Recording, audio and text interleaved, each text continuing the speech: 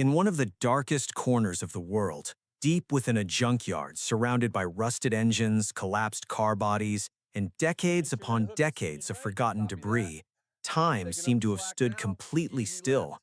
The kind of stillness that only exists in places where human hands stopped caring long ago. Where the weeds grow tall enough to swallow whole machines. Where the rain falls and no one watches. Where the sun rises and sets without witness. Among the tangled weeds and wild vines that had claimed this forgotten territory as their own, a shadow stretched out that no one paid any attention to anymore. Not the junkyard workers who walked past it daily, not the scrap collectors who came looking for value in other things, not the occasional passerby who glanced through the chain-link fence and saw only chaos. At first glance, it was genuinely hard to tell what it was. Just another old pile of metal. Just another herd of skeleton. Just another casualty of time.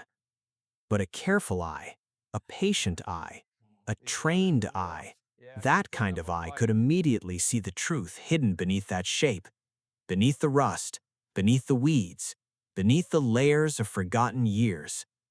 1964 Harley-Davidson FL Duo-Glide. The words themselves carry weight. They carry history. They carry the sound of a nation finding its rhythm, its power, its identity on two wheels. This was not just a motorcycle. This was a specific moment in American manufacturing history, frozen in steel and chrome and rubber. The FL designation meant it was the big twin, the full dresser, the touring king of its era. The Duo-Glide name came from the fact that it had suspension on both ends, front and rear, a luxury that made long American highway miles feel like floating on a river rather than fighting a road. A legend that once cut through the wind on America's most beautiful roads with effortless authority, its chrome gleaming brilliantly in the afternoon sun, its orange paint dazzling the eyes of anyone within 100 yards. A machine that turned heads at every gas station, every diner, every stoplight. A machine that made people put down their coffee cups and walk outside just to watch it pass.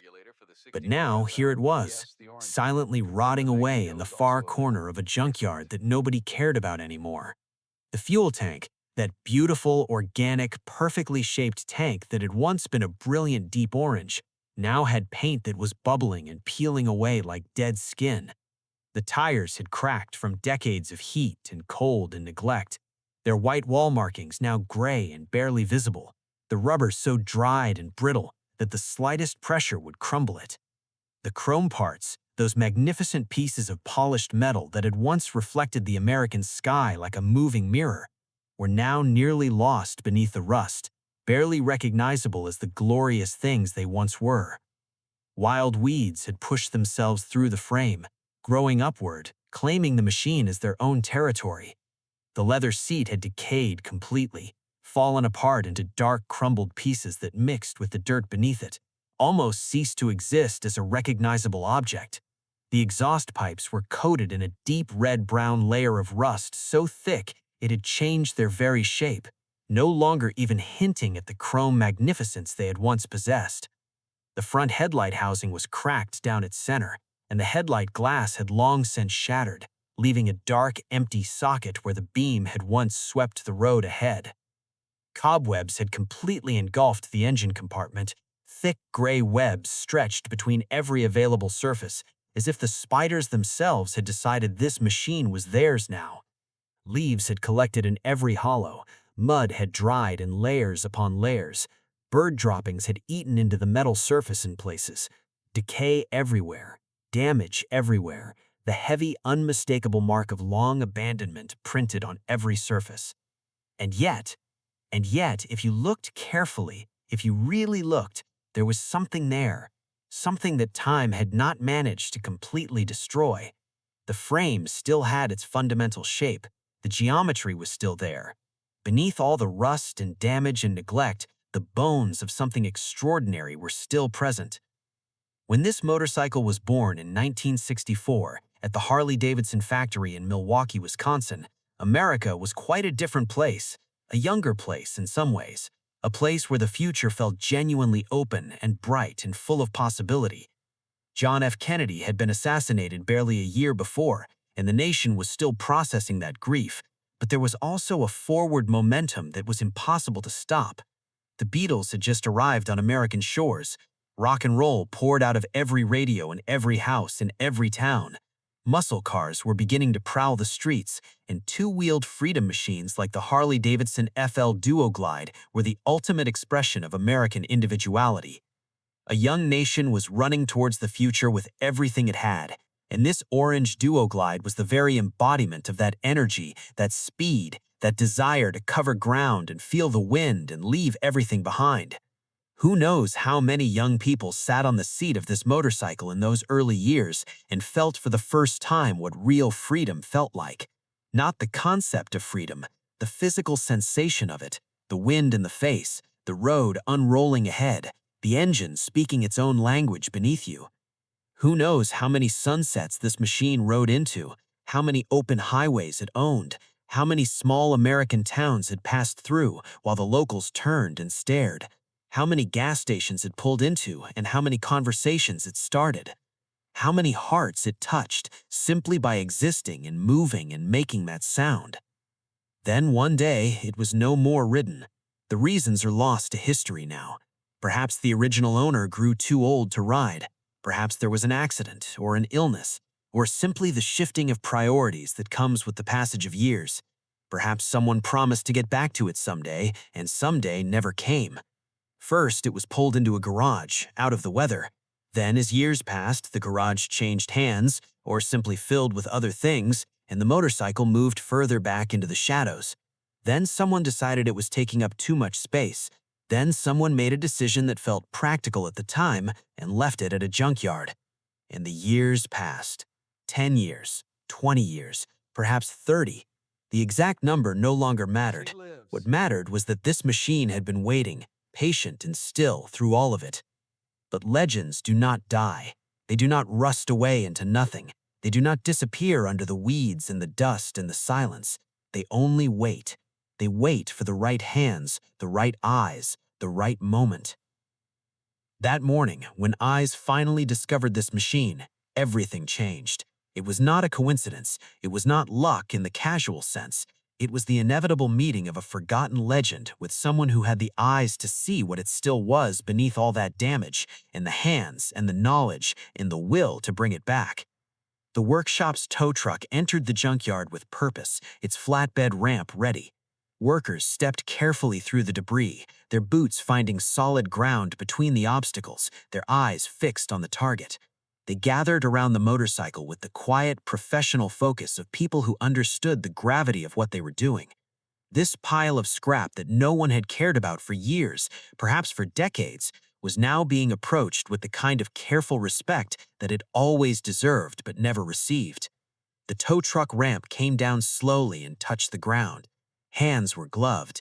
The assessment was brief but thorough, and then, carefully, with an attention to detail that the machine had not experienced in a long time, the 1964 Harley-Davidson FL Duo-Glide was lifted from the ground for the first time in many long years. Even as it moved slowly up the ramp, guided by careful hands, there was a dignity to this machine that no amount of rust and decay could completely erase. Covered in rust, covered in mud, reduced to what most people would call a ruin, there was still something in its posture that spoke of what it once was and what it could be again. The fundamental geometry of greatness was still there, as if the machine had always known this day would come, as if it had been holding itself together through sheer stubbornness and history, waiting for someone worthy to come along. It had waited patiently, and the waiting was finally over. As the tow truck passed through the junkyard gates and turned onto the road, the sun broke through the heavy clouds overhead and struck the rusted body of the motorcycle in a long golden shaft of light. That moment was like a small spark of light in a very long darkness, the first sign of emergence, the first hint of what was coming. The journey had begun. Over the waiting frame and slowly, deliberately lowered into place, hands guided it from every side, making sure the alignment was perfect before any weight was allowed to settle. The engine seated into the frame mounts with the satisfying solidity of two precisely made things coming together correctly. Mounting bolts were threaded in hand first, then brought to specification with the torque wrench. Fresh oil was poured in, the circuit was connected, fuel was supplied, and then everything stopped for a moment as hands were placed on the kickstarter. The workshop went quiet. Even the radio seemed to pause. The kickstarter was thrust downward with a firm, confident stroke. Nothing. The engine turned but did not fire. A breath was taken. The kickstarter was reset. A second stroke, stronger, more committed. Still nothing, but the engine was turning freely, and that was itself something. The third stroke was delivered with everything. Full speed, full commitment, full belief in the work that had been done. And then it happened. That sound. That specific, unmistakable, utterly unique Harley-Davidson panhead sound. It came from nowhere and filled everything simultaneously, deep and rhythmic and powerful and alive, with that characteristic V-twin lope that sounds like no other engine in the world, because no other engine in the world sounds like this. It was unsteady for a moment, finding its footing. Then it settled into its rhythm, the idle smoothing out, the engine settling into the relaxed, confident beat that had been its signature since the day it was first built. From the exhaust pipes came a small wisp of smoke, the new gaskets and seals burning in for the first time, and then that cleared too, and the engine ran clean and strong and utterly alive. For a long moment, nobody moved, nobody spoke. The sound filled the workshop, and everyone in it simply listened to it, feeling what it meant. This engine had been silent for decades, and now it was speaking again, in the only language it knew. While the engine found its voice again, the rest of the machine's mechanical systems were being methodically restored in parallel, each one receiving the same level of attention and craftsmanship that the engine rebuild had demonstrated. The 4-speed transmission was a complete rebuild project in itself. When its case was opened, the inside revealed the archaeology of decades of use. The wear patterns on the gears, the fatigue in the bearings, the hardened and brittle condition of the seals and gaskets that had once been flexible and effective. Each component was measured and evaluated. The gears that could be saved were cleaned, measured against factory specifications for minimum acceptable dimensions, and either cleared for reuse or added to the replacement list. New bearings were sourced, along with a complete gasket and seal kit. The transmission case went through its own cleaning and inspection process. Every threaded hole was checked for condition. Every mating surface was cleaned back to bare metal with careful gasket scraping and chemical treatment. The case emerged clean and ready to be rebuilt properly. The reassembly of the transmission was done with the deliberate, methodical pace that precision mechanical work demands. New bearings were pressed into their bores with a bearing press, the process controlled carefully to avoid damaging the bearing races during installation. The gear cluster was assembled and installed. New shift forks and a new cam plate were fitted. The transmission cover went on with its new gasket, the bolts torqued to specification in sequence. The brake system restoration began with a frank assessment of what the drums had become after decades without service. The scoring on the drum surfaces told the story of brake shoes that had worn through their lining material years before the motorcycle was abandoned, and metal-on-metal contact after that. The drums went to the machine shop, where they were carefully turned on a brake drum lathe to remove the scoring and restore a clean, smooth, flat contact surface within factory diameter limits.